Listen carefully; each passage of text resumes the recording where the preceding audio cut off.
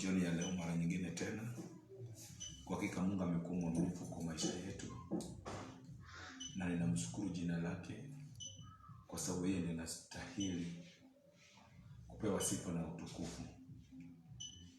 Jioni ya leo nimekuja kwenye mtandao mara nyingine tena ili nikapate kuleta neno la Jehova Mungu, kwa sababu Mungu wetu ni mwaminifu, Mungu ni wa upendo, Mungu ni wa baraka. Na kwa neema yake Mungu, I want to continue with our yesterday message. I teach about spiritual warfare. Na nilisema kwenye mtandao nita continue with this message on Sunday, but roho ya Bwana ikanielekeza, na kuna wandugu ambao wamelipata hiyo jumbe ikawabariki. Kasema mchungaji, hilo neno lilikuwa very powerful. Kwa neema ya Mungu tunaomba na wewe ili ukapate continue with that message. Kwa hivyo jioni ya leo ninajikabidhi katika mbele zake Bwana, na kabla sijaleta neno wacha tuombe Mungu. Baba, katika jina la Yesu Kristo, Mungu ninakushukuru, ninaliinua jina lako, ninalitukuza jina lako. Hakuna Mungu mwingine dadi aliye kama wewe, mwenye mamlaka na uwezo. Pokea sifa na utukufu jioni ya leo Jehova, ninaposimama kwenye madhabahu yako kufundisha neno lako Jehova. Ukanitumie kama chombo iliyo bora kwa ajili ya mataifa. Ukanitumie kama chombo iliyo bora kwa ajili ya wakilishaji wangu. Ukanitumie kama chombo iliyo bora kwa ajili ya watu ambao wananiona popote walipo Jehova. Gusa nafsi yao, ukawatendee mwema, kwa sababu wewe ni Mungu mwenye mamlaka na uwezo. Pokea sifa na utukufu, ni katika jina la Yesu Kristo nimeomba na nikiamini. Amen. Ninamshukuru Mungu wapendwa, kwa sababu Mungu wetu baraka sana. Jana ninapofundisha nikasema nilikuwa in a prayer and fasting for 10 days, ambapo kwa neema ya Mungu nitamalizia leo saa 6 usiku. Nitamaliza leo. Mungu ni wa baraka, tena ni wa upendo. So, hili neno about spiritual warfare nilianza kusema kama mtu anataka kupigana vita za kiroho,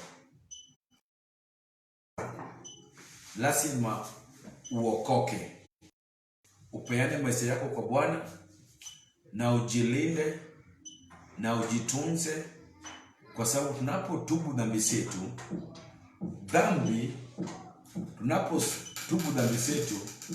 inatufanya ama inafanya maksudi ya Mungu kuitendeka katika maisha yetu.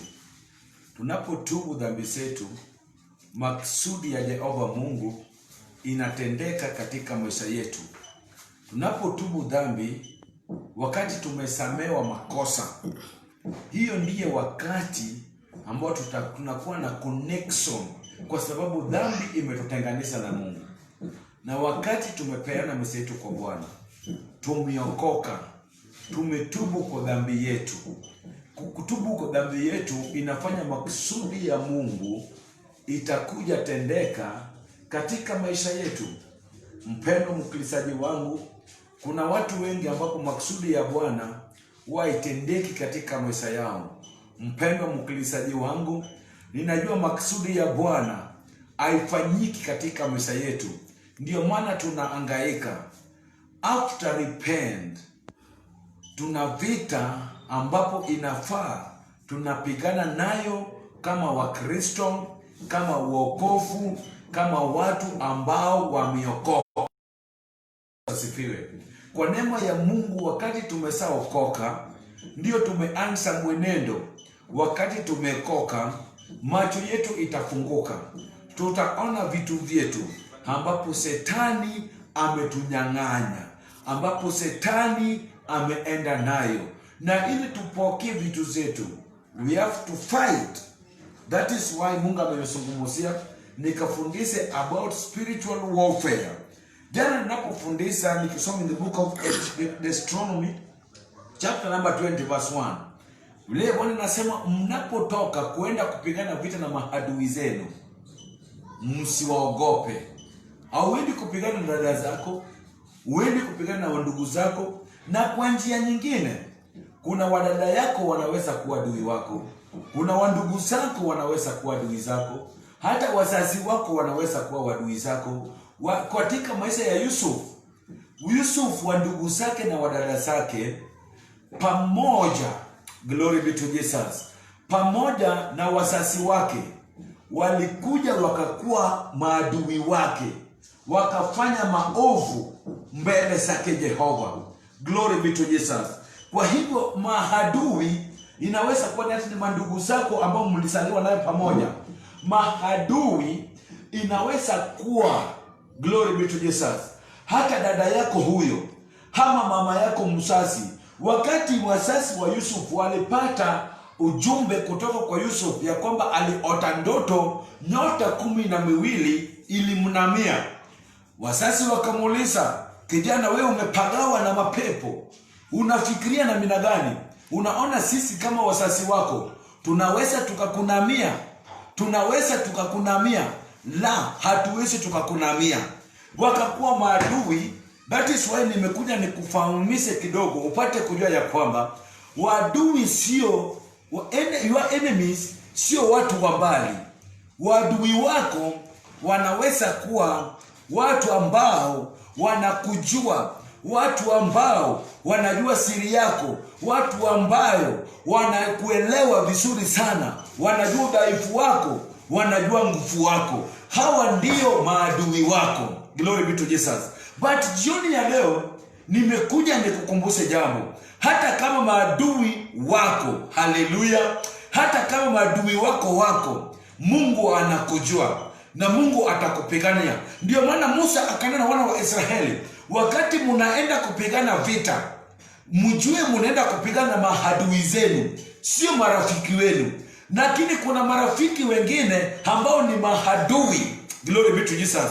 Sasa hiyo vita ambao unapigana na rafiki yako ambapo imekuwa adui yako, hauwezi ukaenda physical, lazima uende spiritually, ndio utakayepata kumshinda.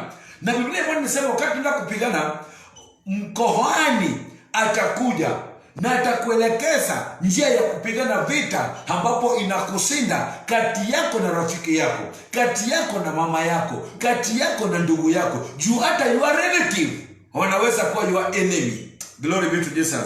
Ndio maana ukisoma in the book of Deuteronomy chapter number 20 verse 4, kwa tafsiri ya Kiswahili nasema hivi: kwa maana Bwana Mungu wenu ndiye awandamaye kuenda kupigana juu ya adui zenu ili waokoe nyinyi. Bwana ambao ni Mungu wetu, Mungu wa Israeli, Mungu wa baraka, Mungu wa upendo, anaandaa ili yakaende kupigana vita kati yako na maadui wako. Glory be to Jesus. Bwana wakati anatupigania vita, lazima tushinde vita. Na ili tupate connection, ili Mungu atushindanie, ili Mungu atupiganie vita, lazima tutubu. Kwa sababu unapotubu itafanya makusudi ya Mungu ikapate kutendeka katika maisha yako. Glory be to Jesus. Ninataka nisome katika kitabu cha waraka wa kwanza wa Petero, mstari wake wa 5 aya yake ndogo 8. Inasema hivi: mwe na kiasi na kukesa, kwa kuwa mstaki wenu Ibilisi kama si mambo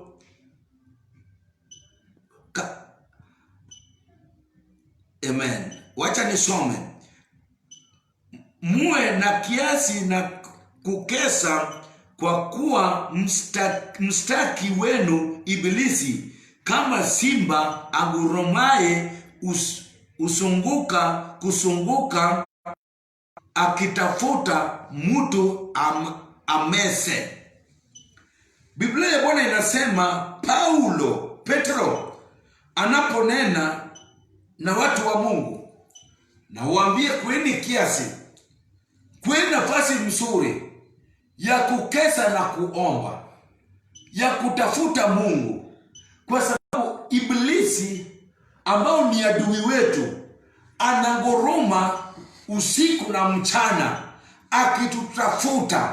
Huyu adui anakutafuta, huyu adui ananitafuta, anataka kutumaliza, anataka kumaliza destiny yako, anataka kumaliza ndoto yako, anataka kumaliza maono yako. Biblia ya Bwana inasema juu yake, yeye huwa halali. Haleluya!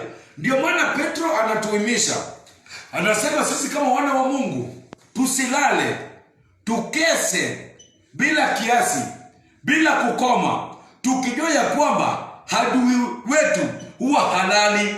Vita vyetu ambao tunapigana nayo, wale ambao tunapigana nayo hawana nafasi ya kupumzika. Kwa upande wetu tunayo wakati nyingine tunaweza tukapumzika. Katika maisha yetu kuna wakati ya usiku tunaweza tukalala, but nimekuja nikukumbushe, wakati ambao unalala, hiyo ndio wakati adui wako wananguruma kama simba wakikutafuta, wananitafuta. But ninamshukuru Mungu kwa sababu Mungu amesema wakati maadui wetu wanakuja wakiguruma kama simba, Jehova Mungu wetu, simba la kabila ya Yuda, ambao ni Yesu Kristo, mfalme wa Mungu, Bwana wa Mungu, hata naye pia halali. Wakati tumepatana na yeye, wakati tumekesa tukimtafuta yeye, kwa sababu in the book of Matthew chapter number 6 verse 33 inasema, tafuteni ufalme wa Mungu. Mnapopata hiyo falme, mkiasika hiyo falme, mkikuwa na hiyo falme, hata kama maadui watagoromo usiku mzima, hawatawafikia, kwa sababu nyinyi mmezingirwa na utukufu na neema na mamlaka na damu ya Yesu Kristo. Mstari wa 9 inasema hivi, nanyi mpingeni huyo mkiwa dhabiti katika imani, mkijua ya kuwa mateso yale yale yanatimizwa kwa ndugu zenu walio duniani. Haleluya! Inasema nanyi mpigeni huyo mkiwa dhabiti katika imani, ya kwamba mateso yale yale, mateso ambayo tunayapitia. Jioni ya leo naponena juu ya spiritual warfare, mambo hizi za kiroho imefanya watu wengine leo wanapitia mateso sana, kwa sababu ya vita za rohoni, kwa sababu ya vita za kiroho. Ninapata ufunuo, ninasema ya kwamba katika maisha ya kimwili hakuna mtu anaweza jua vita ambayo mtu anaweza pigana nayo. Ndio maana nimetengeneza ujumbe about broken heart. Haleluya! Na hiyo nitaileta moyo aliyofunjika. Haleluya!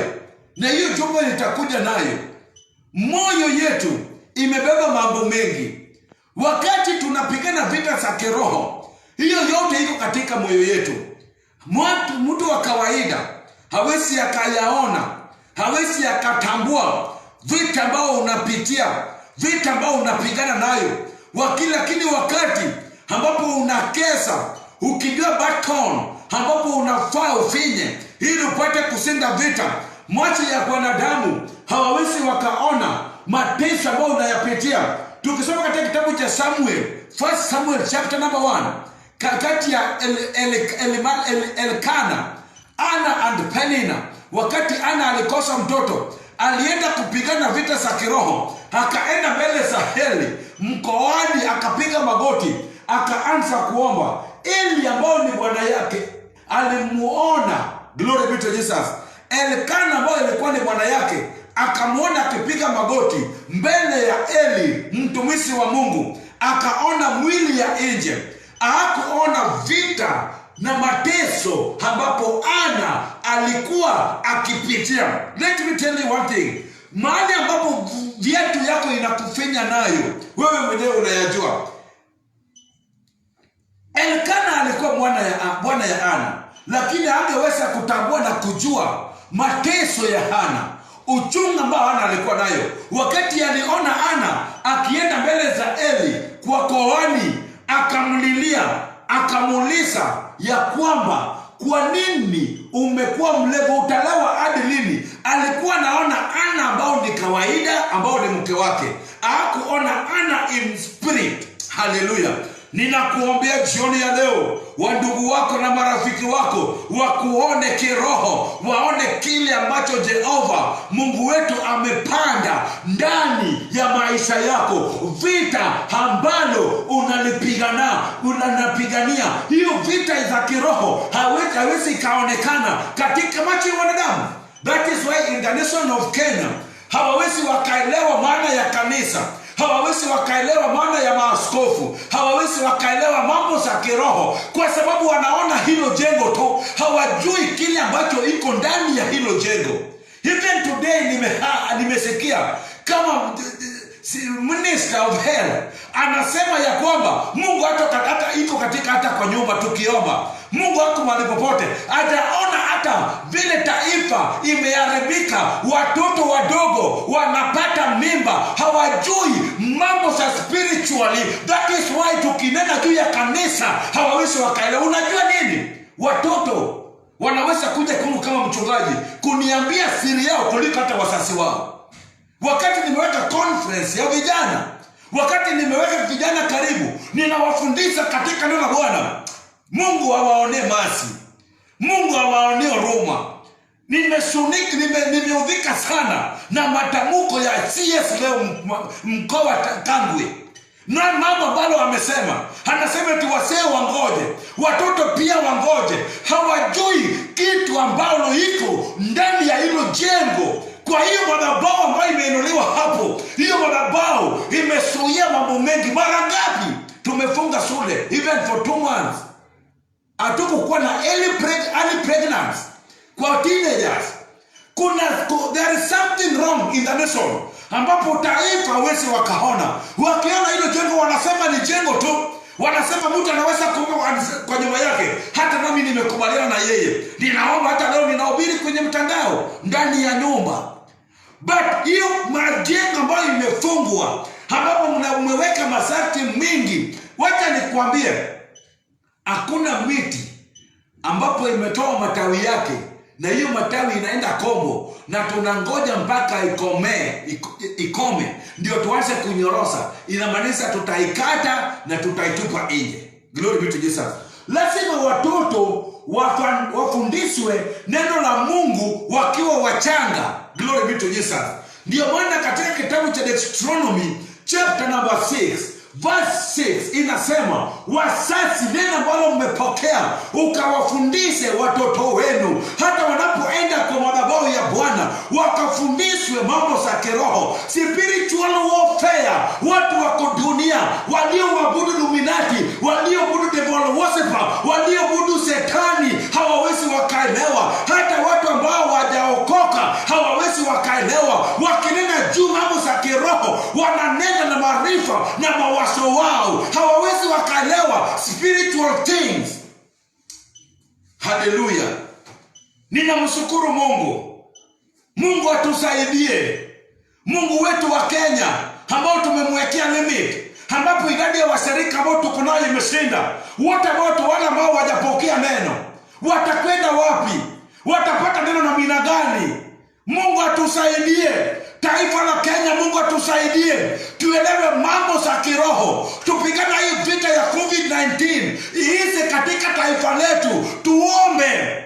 Kuna wakati nilihubiri nikasema, kusimama kwenye mtandao na kutangaza about COVID-19 24 hours, afadhali tutenge siku moja, tutangaze maombi, kila mtu aende kwa magoti yake, tuende kwa uwanja, watu wakae hata 2 meters away, keep that distance, na tukamulilie Bwana. Tuelewe hili mambo ni mambo za kiroho, tudili nayo spiritually, tusidili nayo physically. Tunapoendelea nayo physically, ninawaambia taifa la Kenya hakuna thawabu tutakayepokea. Lazima tumrudie Mungu wetu na tukamulilie Bwana. Tuelewe mambo ya Mungu, hatuwezi tukaenda physically. We have to go before the Lord spiritually. Hallelujah.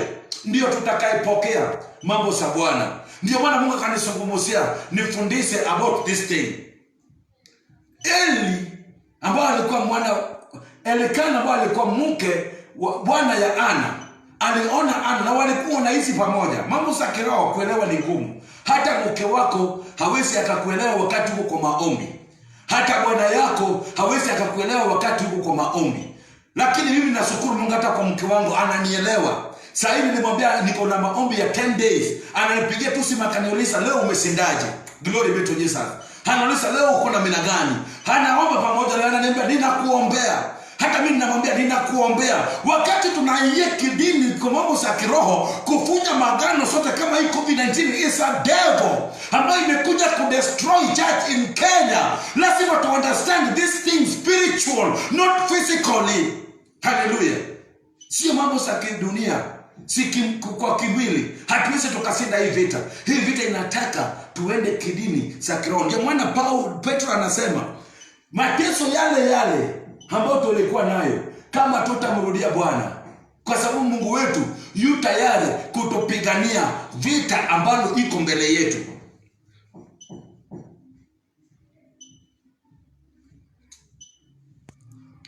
Haleluya. Ninamshukuru jina la Bwana. Mungu atusaidie kama taifa la Kenya. Tuelewe mambo za kiroho na mambo ambayo tunaweza tukadili nayo physically. Hii COVID-19 tukienda vile tunaenda, hakuna mahali penye tutakaifika.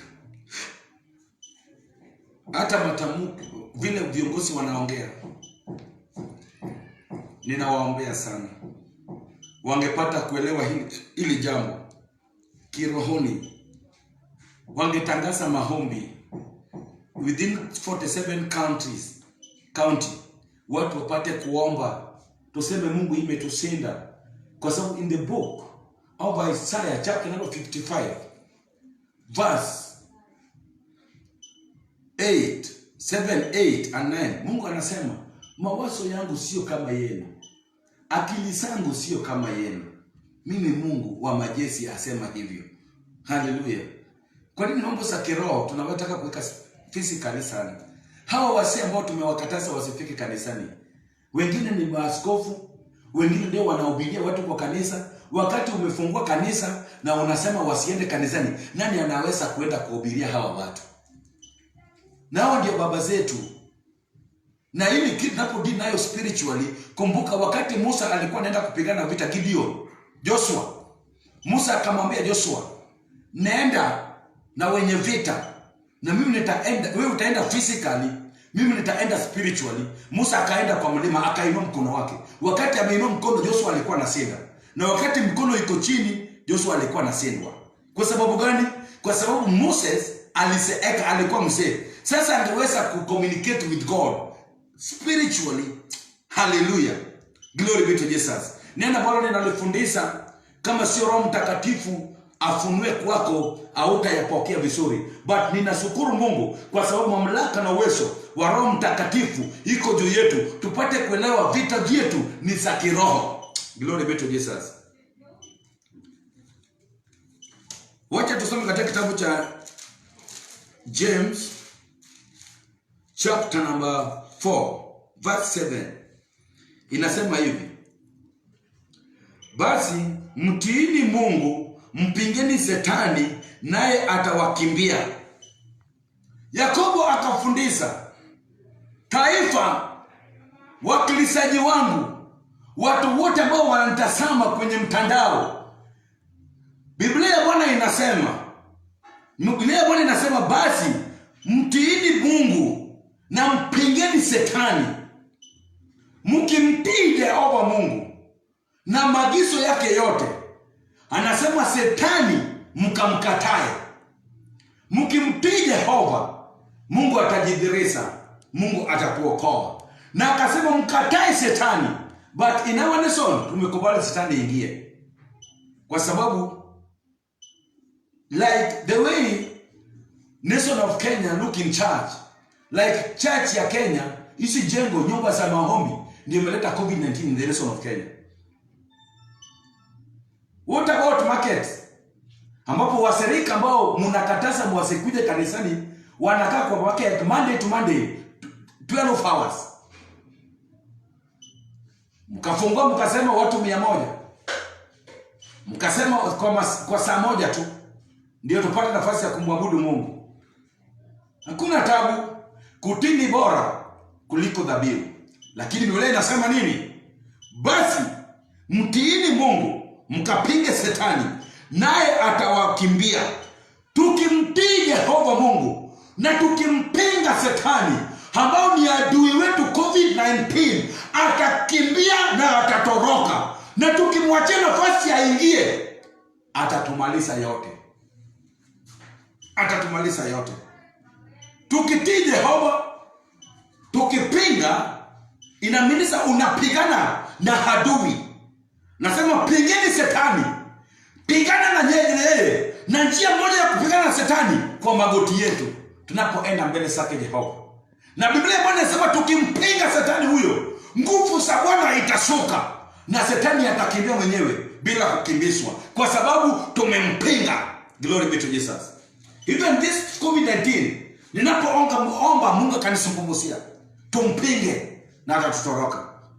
Tumpinge, tumkatae, atatutoroka, kwa sababu Jehova Mungu wetu ni mwaminifu, ni wa upendo katika maisha yetu. Hata jioni ya leo tukimpinga Shetani atatoroka, tukimtii Bwana atajidhihirisha katika maisha yetu. Na wakati Mungu amekuja kwetu, anatuongoza. Katika kitabu cha Warumi 8:30 inasema, wakati Mungu ako pande yetu, nani atakaye kuwa adui wetu? Haleluya. Tupinge Shetani na atatoroka. Tumtii Mungu na atajidhihirisha katika maisha yetu, kwa sababu yeye ni Mungu aliye juu mbinguni. Glory be to Jesus. Mstari wa 8 inasema hivi: mkaribieni Mungu naye atawakaribia, nanyi itakaseni mikono yenu enyi wenye dhambi, na kuisafisha mioyo yenu enyi wenye nia mbili. Glory be to Jesus. Biblia Bwana inasema, haleluya, mkaribisheni Mungu katika taifa lenu, katika maisha yenu, katika ndoa zenu, katika nyumba yenu, katika malango yenu, hata kwa kazi yako. Karibisha tu Jehova. Hata kama kazi iliharibika, karibisha tu Jehova. Biblia Bwana inasema tukamkaribisha Jehova Mungu ndani yetu, na tukimkaribisha Jehova naye atakuja kwetu. Glory be to Jesus. Na akasema, nyinyi ambao ni wenye dhambi, osheni mkono yenu, safisheni mkono yenu, kwa sababu mkono yenu imefanya dhambi, na mungekuwa na mawazo moja, Mungu na mawazo mbili. Sawa sawa na kitabu cha Ufunuo inasema hivi: kama wewe ni baridi, kwa baridi; kama wewe ni moto, kwa moto; bali usikue na 200 ambao ni kifugufugu. Haleluya. Tusikue na 200. Mungu anasema tutupe 200 yote nje na tukamkaribie Bwana. Tukimkaribia Bwana, naye pia atatukaribia. Tukimuita jina lake, naye pia ataitika. Na wakati umeita jina la Bwana katika kazi ambayo imeharibika, katika hiyo ndoa ambayo imeharibika, katika hiyo mpango ambao uko nayo, na Mungu aitike juu ya hiyo mwito wako, oh my God, maisha yako itabadilika, kwa sababu Jehova Mungu ambao tunamwabudu, tukimuita akitika, mambo yanabadilika. Even in the nation of Kenya, it's high chance to call upon the name of the Lord upon our nation, na Mungu ataitika katika taifa letu, na COVID-19 itaisha katika jina la Yesu Kristo, kwa jina la Mungu peke yake. Tukimuita ataitika, tukimkaribia atatukaribia, tukijitenga na yeye, naye pia atakuwa mbali nasi. Vile tunajitenga na yeye, napotazama, nilijiuliza swali jana ninapokuwa nikiomba, nikasema, Mungu, kwa nini ni South Africa kanisa inaendelea, though kila kitu ilifungwa, na kanisa ikapewa nafasi ya kwanza? In Tanzania the same. Today, kwa mataifa ambao watu walikufa wengi sana, kanisa watu wanaenda, hakuna masharti. Kwa nini ni Kenya? Nikajiuliza, ama kuna waabudu shetani, wale wanaoabudu wa devil worshiper na Illuminati. Pengine Illuminati amechukua nafasi, devil worshiper wamechukua nafasi ya kutawala katika taifa la Kenya. Ametutenga na Jehova Mungu wetu. In the book of Isaiah inasema Mungu ni wa upendo. Dhambi zetu ndiye ametutenganisha na yeye. Dhambi ambayo tumefanya imefanya tumetengana na Mungu, lakini leo Biblia inasema tukimkaribia Mungu naye pia atatukaribia. Na anasema tukimtaka atukaribie lazima tuoshe mkono wetu. Tunawishe mkono. Tuitasafishe mkono wetu kwa sababu tumemwaga damu. Tumefanya dhambi. Haleluya. Na tuko na nia mbili. Tuko katika njia pana. Wengine wanasema tukimfungua, tukimwachia kanisa wote waende kwa maombi, kuna wengine watakuwa na mamlaka, watapata forum ya kuongea. Kuna wengine wanasema acha tufunge mpaka tumalize mpango yetu. Inamaanisha tu katika nia mbili. Glory be to Jesus. Mungu tukimuita tunakuwa na nia moja na tunajiachilia kwa Bwana. Tuna surrender our soul before the Lord. Tukitoka nje kwa uwanja, wakati Sodom na Gomora ilikuwa inaenda kuharibiwa ama Nineve, Mungu akatuma Jona nenda. Wakati mfalme alipokea neno, akapiga tarumbeta katika taifa lake yote, akasema hakuna kukula, hakuna kufanya chochote, hata mang'ombe zetu tunaenda kwa prayer and fasting about repentance ili Mungu atuerehemu. Haleluya. Na wakafanya hivyo. Mungu akakomboa Sodom na Gomora. Mungu akakomboa Nineve mahali Jona alienda. Haleluya. Hata Sodom na Gomora kupitia Lut ilipata akasamewa. Ninajaribu kufundisha nini? Ninajaribu kufundisha vita ambayo imekuja kwenye taifa. Na Biblia bado inasema tukimkaribia Bwana naye pia atatukaribia. Tukimsongea huyu Jehova naye pia atatusongea. Glory be to Jesus. Katika kitabu cha Yohana wa waraka 3:7 na 8 inasema hivi. Oh, haleluya. Watoto wadogo, mtu asiwadanganye, mtendaye haki yuna haki kama yeye alivyo na haki. Haleluya. Jona akanena hili jambo.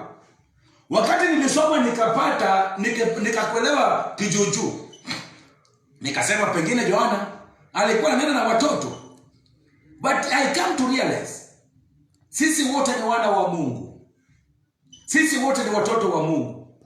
Na Jona akasema, "Nyinyi watoto wangu, kwa sauti wa Jehova Mungu, mtu asiwadanganye." Kwa sababu kuna udanganyifu ambapo tutasema hapo mbele nikiomba. Mtu ambao ni mdanganyifu anapenda kudanganya sana.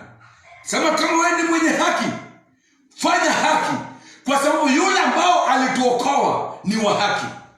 Glory be to Jesus. Tusidanganywe na mambo ya dunia, tuende vile dunia inaenda. Hii ndio wakati Shadrach, Meshach and Abednego walisimama kidete, wakasema, "Mfalme, kama Jehova Mungu wetu hawezi akatuokoa, tutakunamia sanamu ambao umesimamisha. Tutaenda kumwabudu Mungu wetu ili tuone Jehova Mungu na nguvu na mamlaka na uwezo wake." Wakati walitupwa katika moto, Jehova akashuka. Oh my God. Mungu ambaye anaweza shuka wakati watu wake wamedharauliwa na mataifa. Wakati watumishi wake kwa njia moja wanaona kanisa ikifunguliwa kwa pana, wachungaji wako na njia ya kusanya sadaka. Oh my God. Sina tabu na hiyo, kwa sababu kuna wengine wamefungua kwa njia hiyo.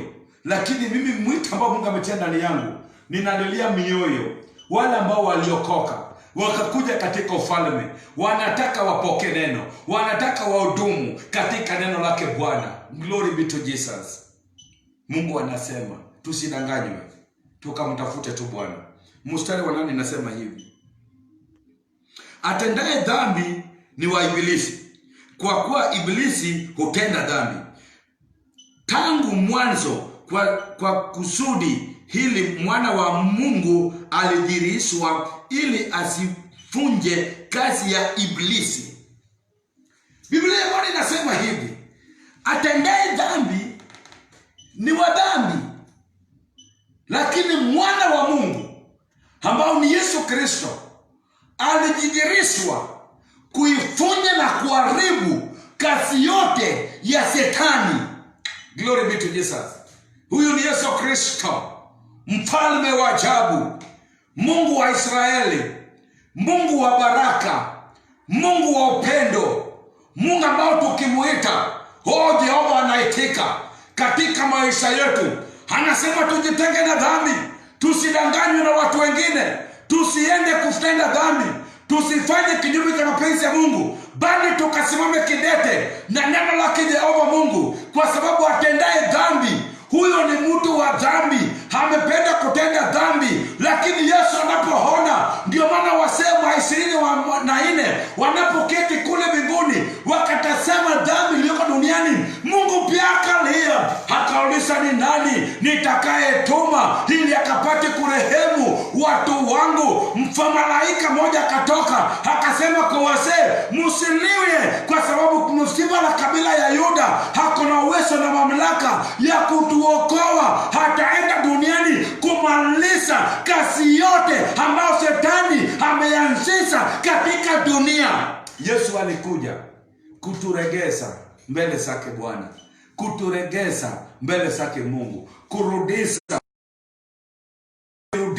hiyo pendo, kwa sababu yeye ni Mungu wetu, kwa sababu yeye ni baba yetu, kwa sababu yeye ni kimbilio yetu, kwa sababu yeye ni baba yetu. Aliona vile tunateseka. Even today, because of this evil COVID-19, hallelujah, imeharibu maisha ya watu wengine, imeharibu uchumi ya taifa, imefanya wanawake hakuna kuelewana hata kwa nyumba zao, imefanya watoto wadogo wanafanya ngono wapate kujisaidia, kwa sababu uchumi imeisa. Msichana wa 15 years akiomba mama yake pesa yapata, naona aibu, pengine ataomba na ambiwe pesa hakuna, kwa sababu ya uchumi yetu iko chini. Haleluya. Sasa Yesu akaona, akakuja. Bwana, leo umenituma nikwambie, Yesu wetu amekuja kuyaribu na kufunja and kudestroy kazi yote ya Ibilisi, kazi ya Shetani katika maisha yetu, kwa sababu yeye ni Mungu wetu.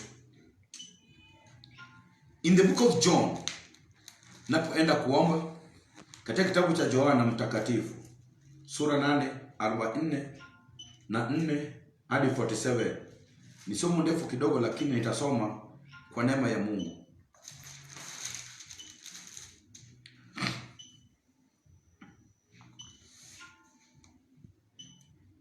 44 inasema hivi: nyinyi ni wa baba yenu Ibilisi, na tamaa za baba yenu ndizo mpendazo kuzitenda. Yeye alikuwa muuaji tangu mwanzo, wala hakusimama katika kweli, kwa kuwa hamna hiyo kweli ndani yake. Asemapo uongo usema yaliyo yake mwenyewe, kwa sababu yeye ni muongo na baba wao huo. Haleluya. Wewe Ibilisi, yule ambaye anasema uongo, baba yako pia ni muongo. Kabla kusema uongo upumziki. Nitarudia kueleza. Mstari wa 45 nasema hivi: nami kwa sababu nasema iliyo kweli amsaidiki. Haleluya. Na nani miongoni mwenu anisaidie ya kuwa nina dhambi, nami nikisema kweli, mbona nyinyi amsaidiki? Haleluya. Yesu Kristo kwa sauti wa Yohana Mtakatifu akasema kazi ya Ibilisi ni kusema uongo. kuidanganya. Ni muongo sana. Kabla hajadanganya hawezi akapumzika.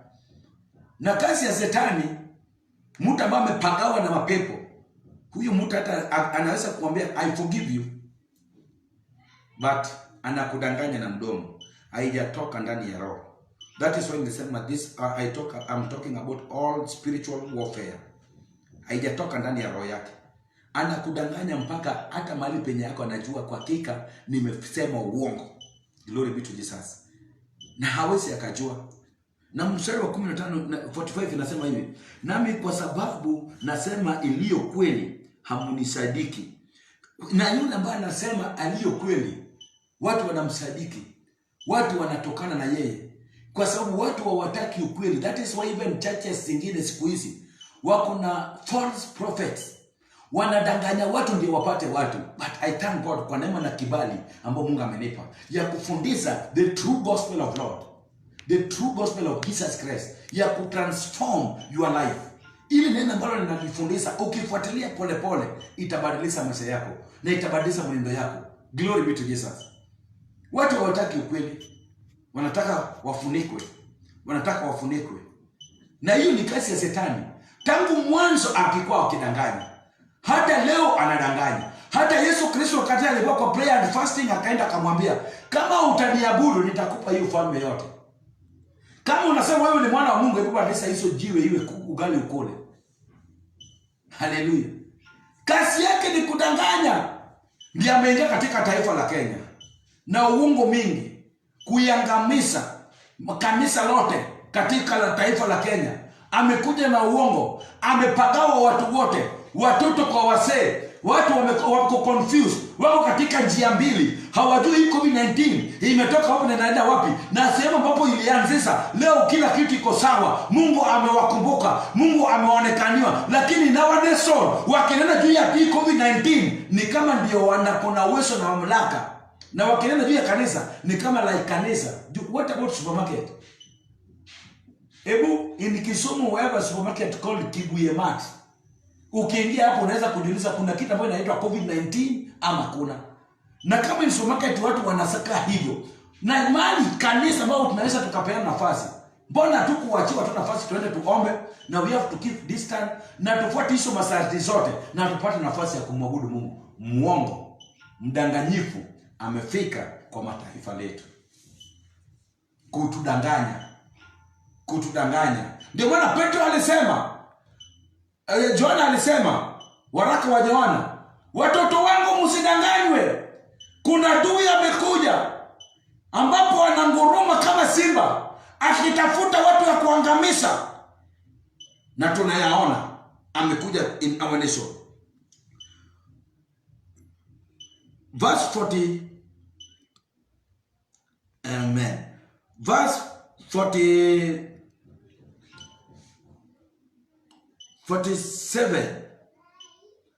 I think so, ni 46, 46 and 47. Na nani miongoni mwenu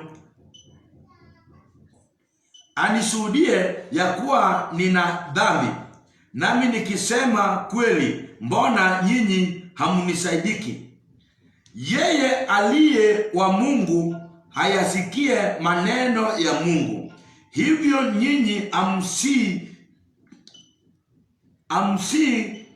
amsikii kwa sababu nyinyi si wa Mungu.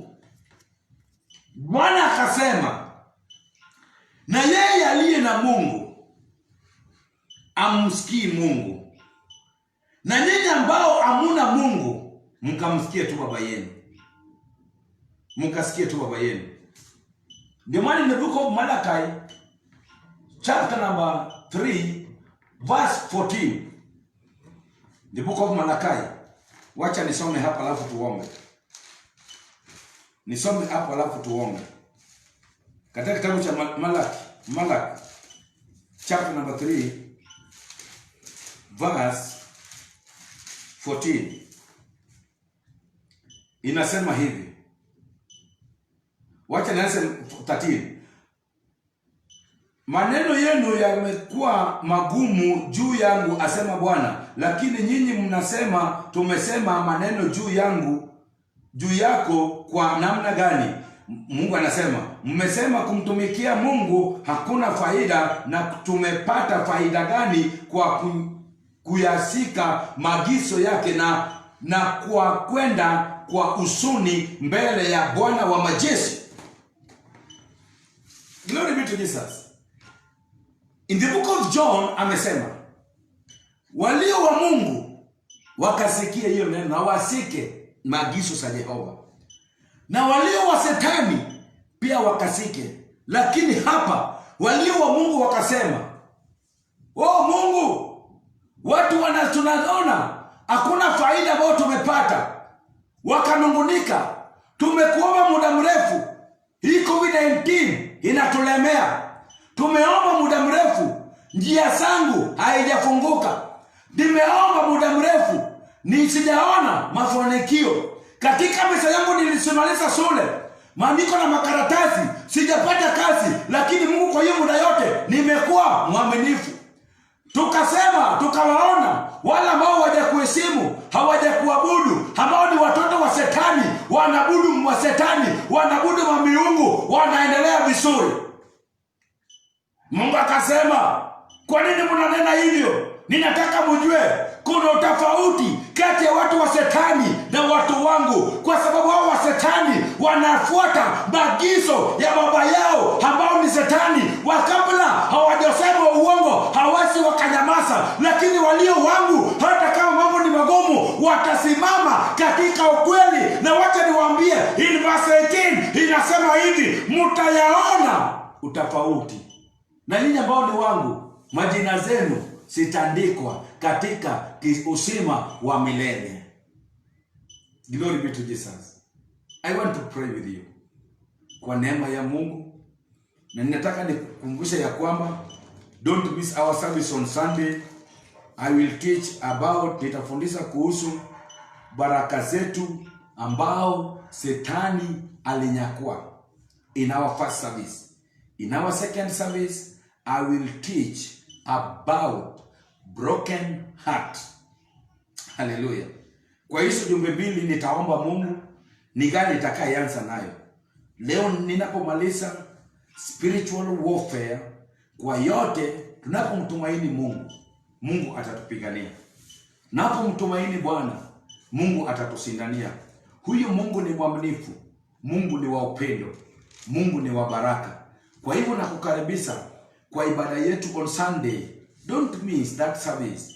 I will teach about spiritual, about broken heart, moyo iliyovunjika. And then after that, ndio nitafundisha hiyo. Nasikia roho ya Bwana ananiambia nianze na hiyo in our first service, moyo iliyovunjika. Na baadaye kwa neema ya Mungu nitanena juu ya baraka zetu ambao adui yetu amenyakua, ambaye adui yetu amechukua. Leo ungeweza kuwa mtu mkubwa, lakini Shetani amekuja akazuia baraka yako. Kama uko mahali pale, nasema pastor, hilo neno nimeyapokea, ninaomba ukapate kwa pamoja nami. I want to pray with you. Naomba urudi hili ombi nyuma yangu. Sema, Bwana Yesu, mimi ni mwenye dhambi, uniokoe, futa majina zangu katika kitabu cha mauti katika maisha yangu. Sitani wewe na kasi yako yote nimekuacha. Kutoka leo mimi ni kiumbe kipya. Ninaanza kumtumikia Mungu. Mungu unisaidie. Asante sana Bwana kwa maana umeniokoa. Ni katika jina la Yesu Kristo nimeokoka nikiamini. Baba, katika jina la Yesu Kristo, Mungu ninakushukuru. Ninaliinua jina lako. Asante sana Jehova kwa wale ambao wameokoka pamoja nao, kwa sababu wewe ni Mungu. Nakupenda Yesu, na kuheshimu Yesu, na kuabudu. Ninafunja kasi yote, ninafunja mamlaka zote, kila ngome zote Jehova, kila mpango yote ufalme wa giza, Mungu ninayakataa, ninasiharibu katika jina la Yesu Kristo. Pokea sifa na utukufu kwa sababu wewe ni Mungu. Ni katika jina kuu la Yesu Kristo nimeomba na nikiamini. Amen. Mimi ambao nilikuwa nena pamoja nanyi, kwa majina yangu naitwa Pastor Morris Jora. Ninahudumu na kanisa la Maximum Miracle Center under Bishop Pius Muhiru. Kwa neema ya Mungu tuko na hiyo kanisa katika mji wa Kisumu. Tunapatikana pale Obonga. Kwa neema ya Mungu, kama ungependa kujiunga pamoja nasi, tulianza hiyo Doma, hii branch ya Obonga ilianzishwa last year October, na wakati kanisa ilifungwa kwa sababu ya hii COVID-19 ilitupata tokiwa hatujafika watu 100. Kwa hivyo serikali ametoa amri watu wafike kwa kanisa 100. Kama unatoka area ya Obonga na kanisa lako iko na watu wengi, sio utoke kwa kanisa lako wame kuja shiriki na mimi, but ninakukaribisha tu, unaweza kuja kabla ya wakati, ukuje ukasikilize Mungu na usikilize neno la Mungu, usikae katika manyumba zenu na kanisa siko. Hata kama utakuwa na 3 services nitayafanya ili watu wapate kupokea neno. Pengine kanisa penye unatoka iko na watu 1000, pastor hawezi akafanya services 100, atafanya 3 ama 2 ama 4, but mimi naweza fanya hata services 5 na nikipata watu mapya. Kwa hivyo tumemiss sana church. Ninakuimisha, njoo tukashiriki pamoja na tukasemesane pamoja na tukafanye kazi ya Mungu sawa sawa neno lake Bwana. My God bless you. Mungu akubariki. Kama unataka kutupata, tunapatikana Obonga. Ukiteremka na hii flyover ya Kondele, ukifika hapo chini, first turn on your right, ukitana utakupita bump ya kwanza na ya pili, utapata tent tumesimamisha hapo. Kwa neema ya Mungu, njoo tukashiriki pamoja na Mungu atakubariki. Namba yenye unaweza piga ukipotea ni 0723 47 11 15, 0723 47 11 15. Be blessed. Shalom. Let us meet on Sunday 10 to 11 a.m. Mungu akubariki.